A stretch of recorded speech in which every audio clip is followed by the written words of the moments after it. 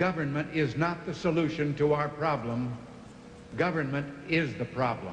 Let us never tolerate outrageous conspiracy theories. Get over it!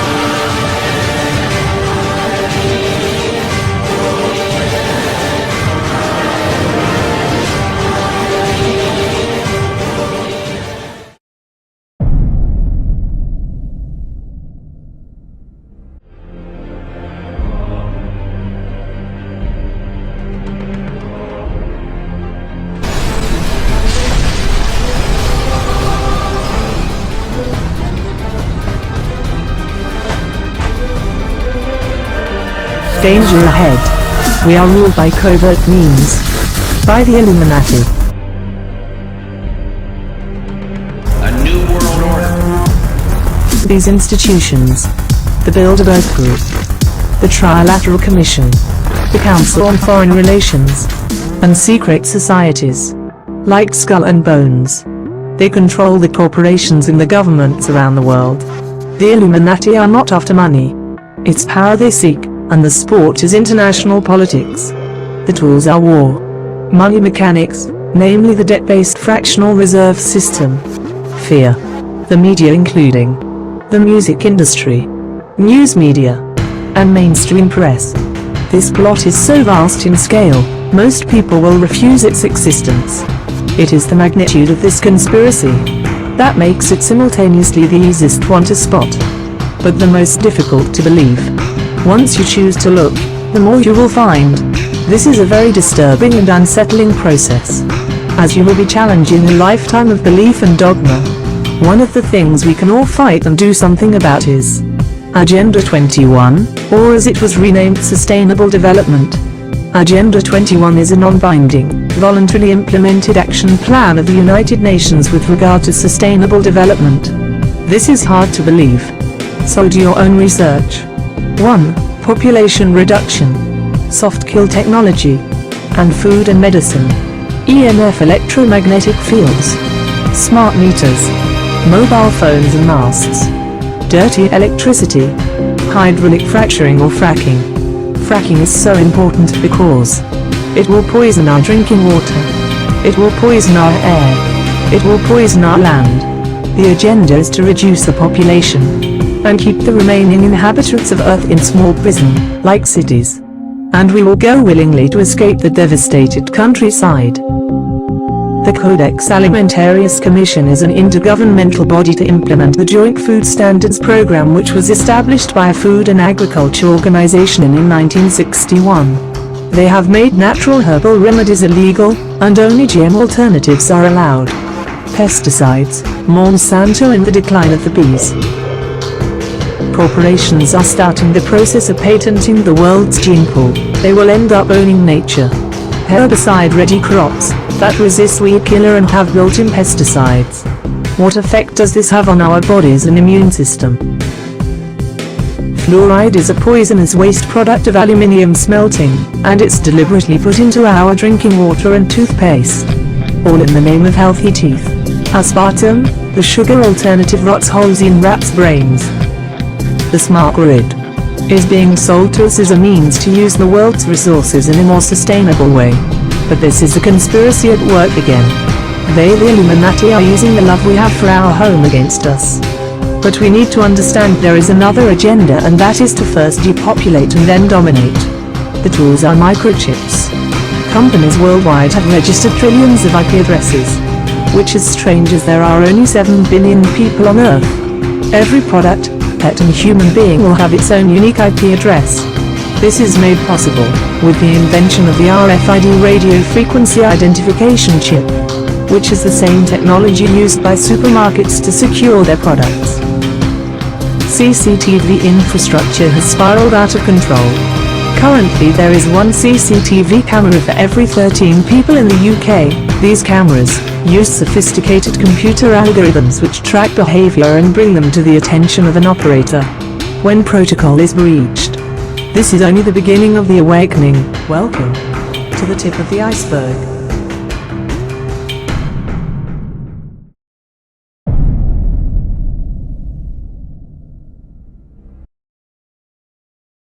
Perhaps the most startling thing that I can share with you is that all of the conspiracy theories that you've ever heard about one world government, about the UN takeover of the world, all of those conspiracies have now been laid to rest.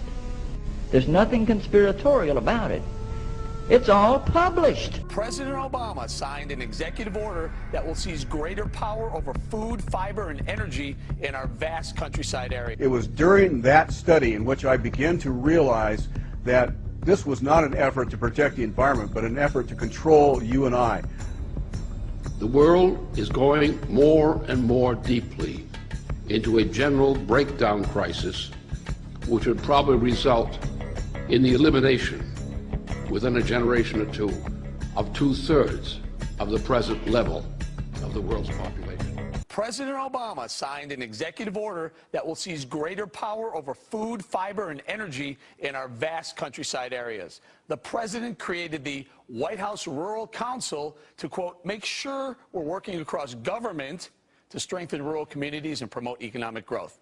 Sounds great, but get this. The council involves a long list of the most powerful people in America. Treasury Secretary Tim Geithner, the Defense Secretary's on it, Attorney General Eric Holder, even the head of Homeland Security, Janet Napolitano. Why would Homeland Security be involved in exerting power and influence over the heartland? Why would the Defense Department be involved in promoting economic growth? The plan calls for the federal government to control almost every aspect of rural America. It'll also, quote, identify and facilitate economic opportunities associated with energy development, outdoor recreation, and other conservation-related activities. Really? When did hunting and fishing become associated with conservation-related activities? And by the way, what does that mean? The aims of the White House Rural Development Plan sound eerily similar to a UN plan called Agenda 21, where a central planning agency would be responsible for oversight into all areas of our lives, a one world order. This is another demonstration of this administration's obsessive-compulsive government disorder. They've decided that government needs to seep in, and it's not just, you shouldn't just be worried if you're in the heartland.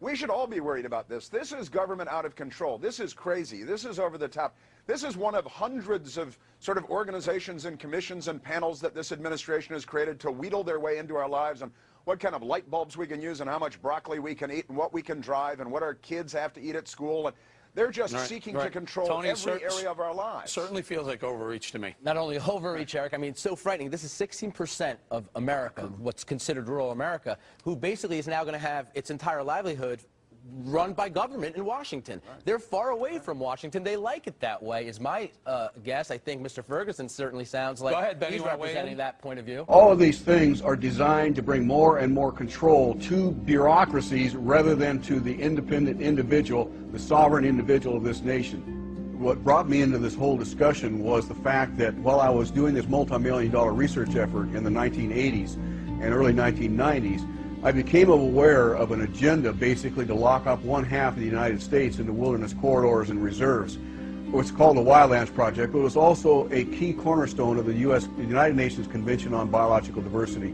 It was during that study in which I began to realize that this was not an effort to protect the environment, but an effort to control you and I. They were dividing the United States up into little compartments in in which they would rip out roads, which they would rip out whole communities and put them back in the wilderness.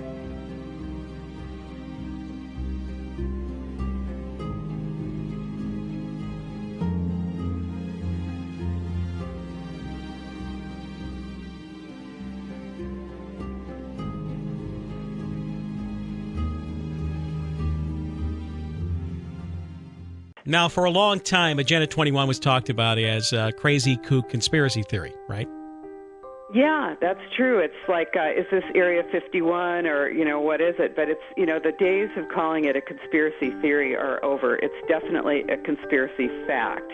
And it is the plan to inventory and control all resources, both human and natural, all information, and all means of production in the world. Wow. I mean, that's pretty far-reaching. Now, tell us, if you could, how you got involved with this, because Santa Rosa, California is where you live, right? That's right. Yes, I was elected to a project area committee that was an oversight committee for a huge redevelopment project, about 1,300 acres going through the center of my city. And I thought I was going to be, sort of the insider person who was going to help everyone on the committee understand redevelopment and in eminent domain. But it turned out that my city had created this fraudulent project and hired a consultant that misrepresented the area. And so I ended up suing to stop this project. And through that journey of going through the lawsuit, we created a business association. We sued. We lost in Superior Court, and then we moved up to the appellate level where we lost. But during that 3-year fight, we were able to stop the project, and then the economy collapsed. So during that fight was when I recognized that redevelopment is a funding and implementation arm of United Nations Agenda 21, Sustainable Development. So when you talk about redevelopment, are you also speaking of urban renewal agencies that most practically every city in the country has, some form of a redevelopment or renewal agency? Yes, that's right. That's the other term for it, urban renewal, but that's generally when you think of urban renewal, and I know that's what it's called in Oregon, but often it's considered to be federal, but this is state, it's local. You can end it in your state. And it is it's actually often misused, and what it's used for is to take your property tax dollars and subsidize private development. And in this case, the preferred development style is smart growth, which is not just a building style, but it's an ideology, and it is the preferred building style and design for United Nations Agenda 21. What is smart growth? I mean, we've talked about it quite a bit, but, what do you see as the United Nations version of smart growth as contrasted with what? I mean, we think of smart growth, we just think of something where, you're not causing too much trouble for people and, and various other... I know, it's smart. Right. You don't want to be dumb. You don't want dumb growth, right? I know. How could you be against it? It's smart. They've definitely got the rhetoric going there. And I want to, first before we talk about that, I want to say, yes, this is a global plan. It was launched in the United Nations, but it's implemented locally. And the United States signed on to it in 1992. George H.W. Bush signed on to it, brought it back to the U.S., where Clinton created the President's Council on Sustainable Development in order to implement it in the United States. And even though, you'll hear, it's a 20-year-old plan, it's voluntary, it's nothing, it is, in fact, working right now in your town, no matter where you live. And smart growth is one of the things that it looks like. And that is ground floor retail built right to the edge of the sidewalk, 12 feet high, with 2 or more stories of residential above. And round in the back through an alley, you'll find parking for 1 car or less per unit. And this is often on a transit line or a proposed transit line. And the design is doesn't pencil out, and so it has to be subsidized mainly by either your transportation tax dollars or your property tax dollars. So this is a benefit to a private developer. So you're building up rather than out. Yeah, I understand. What you're talking about. What you described right now sounds suspiciously like Portland, Oregon. That's true. Portland, you'll find that in Portland. It's actually in the center of not just the large cities. Portland was one of the pilot cities along with Seattle. But you'll see it now in every small town.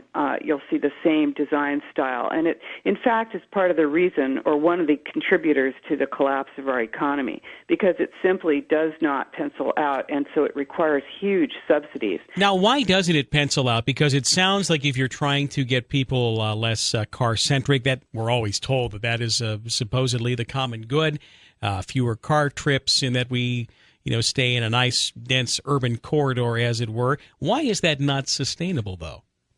Mm-hmm.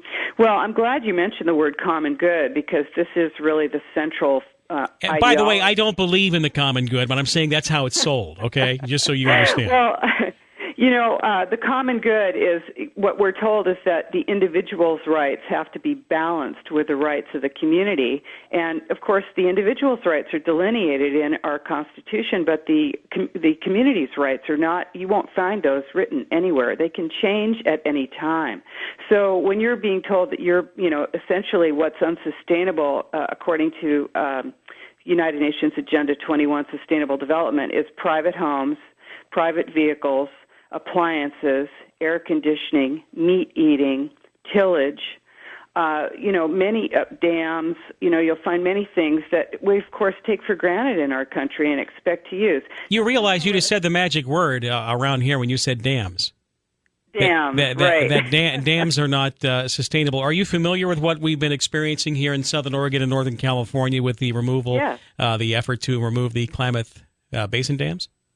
Absolutely. Yes, that's right. And this is part of United Nations Agenda 21 Sustainable Development, certainly, because, oh my goodness, you might use that water.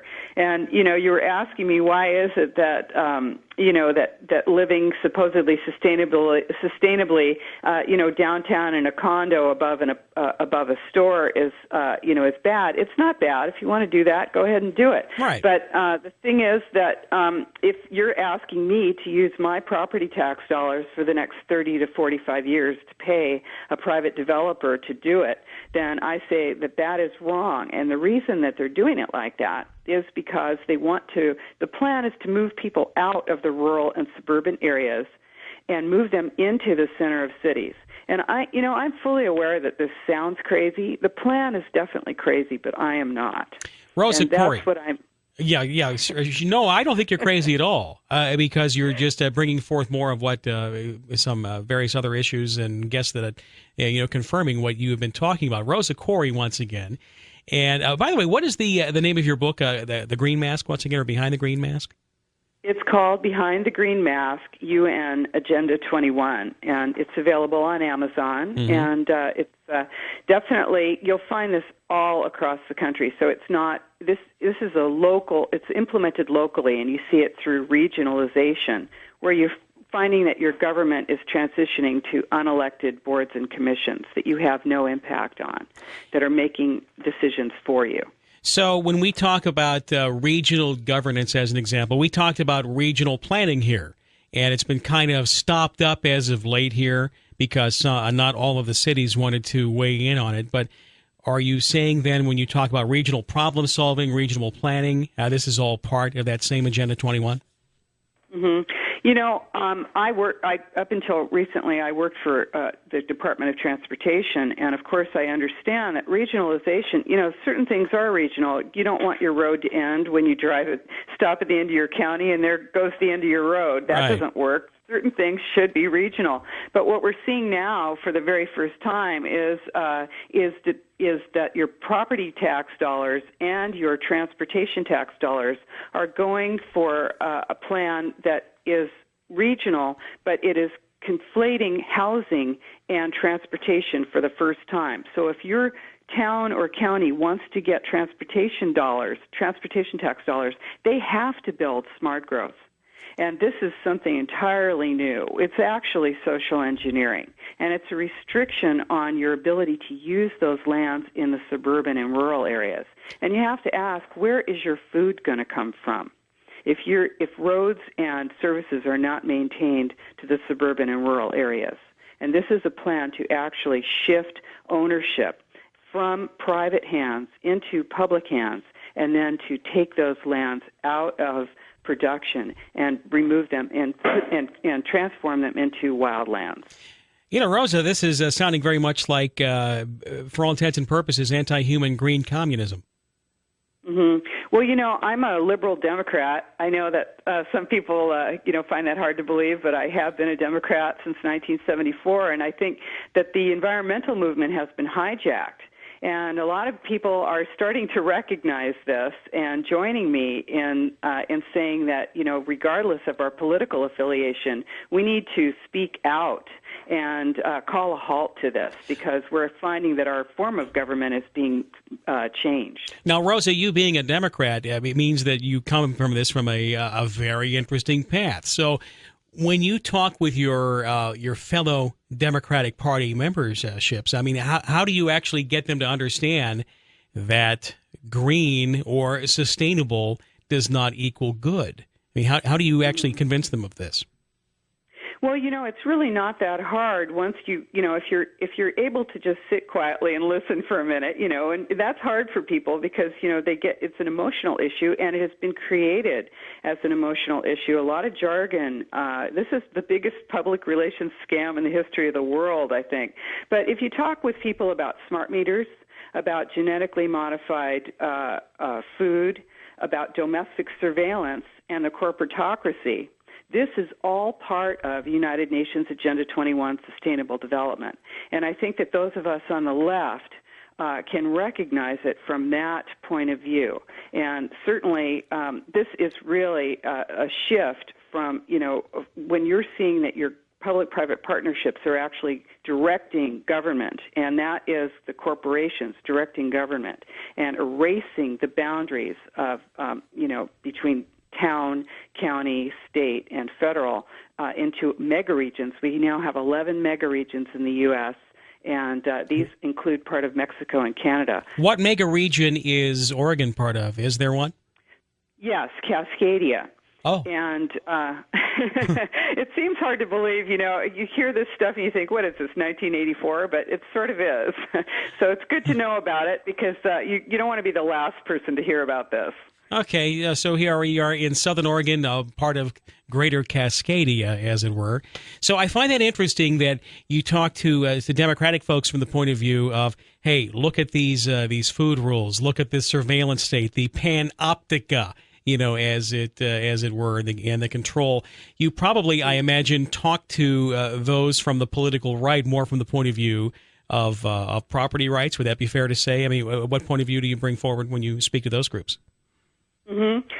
Yes. Well, you know, it's a funny thing because obviously, as you said, I'm a commercial real estate appraiser. I appraise shopping centers and office buildings, and of course, I own property myself, and so do a lot of people on the left. So I really don't know quite how the rhetoric has been shifted so that private property rights is now considered something that only people on the other end of the spectrum would consider important. Yeah, it has been shifted, but yet I agree with you. This is something that you would think we would all be interested in.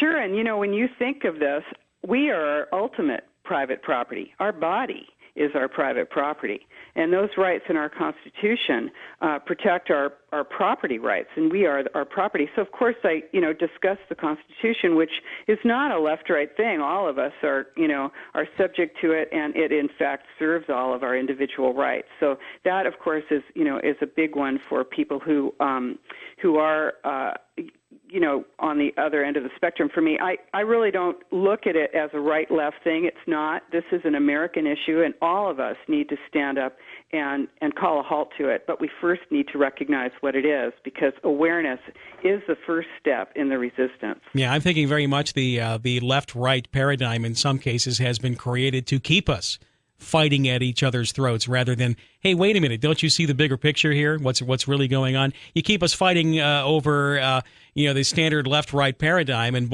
and then pretty much you let the United Nations style thinking take over, right? You're absolutely right. And, when you go to one of those government meetings, it's a visioning meeting. When you get invited to that charrette or that workshop or that visioning meeting, you're invited to give your opinion. That, your opinion means absolutely nothing. This is the Delphi technique. It's a Rand Corporation technique that was developed in the 1960s, and it's being used on you by your government now. So, never has a group of people been so solicited for their opinion and so ignored in the history of the world. And this is what we're finding now in all of our government meetings, these meetings where we're invited for, public buy-in is what they're looking for. But in fact, what you're finding is that people who are speaking for you don't, in fact, actually speak for you, but they're given the power to speak for you in local groups.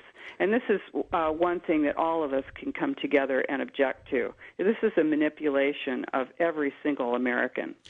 Rosa Corey here, Executive Director of the Post-Sustainability Institute. Her book is Behind the Green Mask, UN Agenda 21. It's available everywhere, including her website.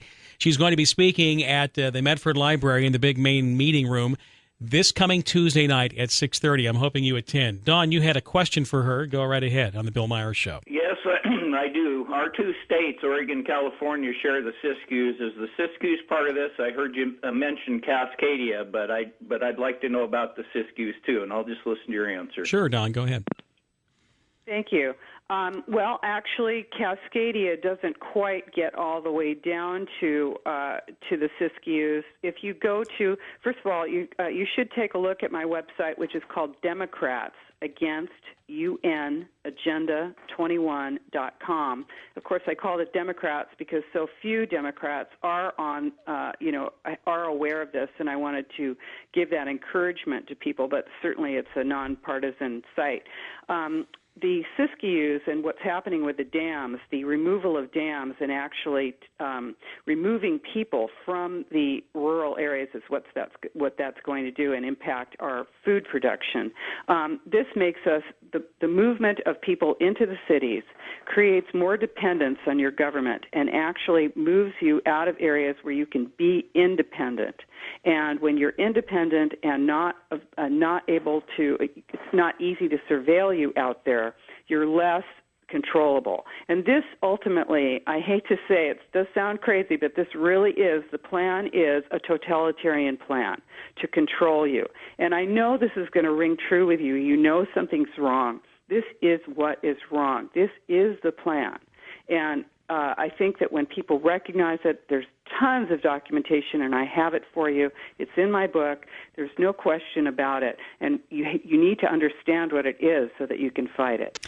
Rosa Corey here one more time. And Susan, we have time for a quick call, a quick question. Go right ahead. Yes, many counties seem to have groups that make what they call sustainability awards to different individuals or groups who have made contributions to, quote, the sustainability of their county. Would this movement be part of that Agenda 21? Thank you, Susan. Absolutely.